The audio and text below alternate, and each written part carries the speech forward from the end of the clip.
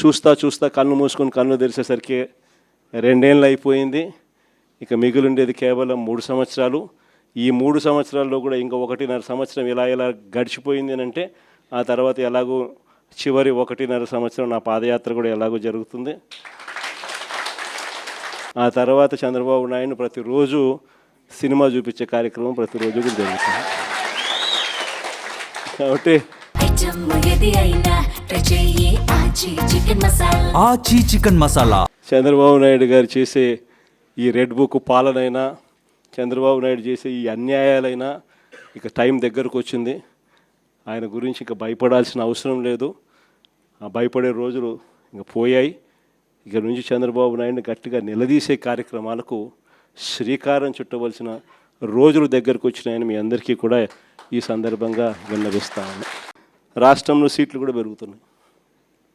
175 కాస్త 263 స్థానాలకు ఏకంగా 50% పెంచి 263 స్థానాలకు పోతున్నాం. పార్లమెంటు స్థానాలు కూడా 25 నుంచి ఏకంగా 38 స్థానాలకు పార్లమెంటు స్థానాలు కూడా పెరుగుతూ ఉన్నాయి. ఎస్సీ ఎస్టీ రిజర్వ్డ్ సీట్లు కూడా 50% పెరుగుతున్నాయి. మహిళలకు 33% పూర్తిగా ఒక చట్టం ప్రకారం ఒక హక్కుగా ఈరోజు మహిళలకు 88 అసెంబ్లీలో 88 సీట్లు, పార్లమెంట్లో 13 సీట్లు ఈరోజు మహిళలకే ఈరోజు అందుబాటులోకి వచ్చే కార్యక్రమం జరుగుతూ ఉంది.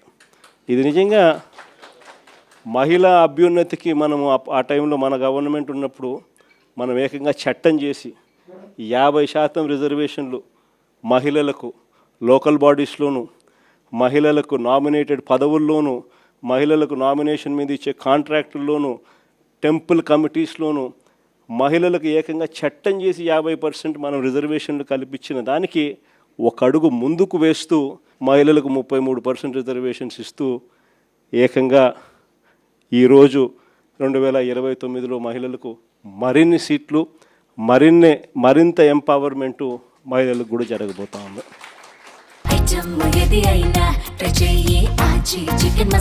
ఆచి చికెన్ మసాలా. కాబట్టి ఈసారి సీట్లు ఇంతగా పెరుగుతూ ఉన్న నేపథ్యంలో కార్యకర్తల్లో నుంచి ఇంకా లీడర్షిప్ ఇంకా పెరుగుతుంది.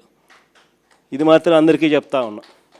కార్యకర్తల్లో ఎవరైతే పటిమ చూపించగలుగుతారో, ఎవరైతే అడుగులు వేయడానికి సిద్ధపడతారో, ఎవరైతే నాయకత్వ పటిమను గట్టిగా చూపించగలుగుతారో అందరికీ కూడా జగన్ న్యాయం చేస్తాడని చెప్పి సందర్భంగా చెప్తాను.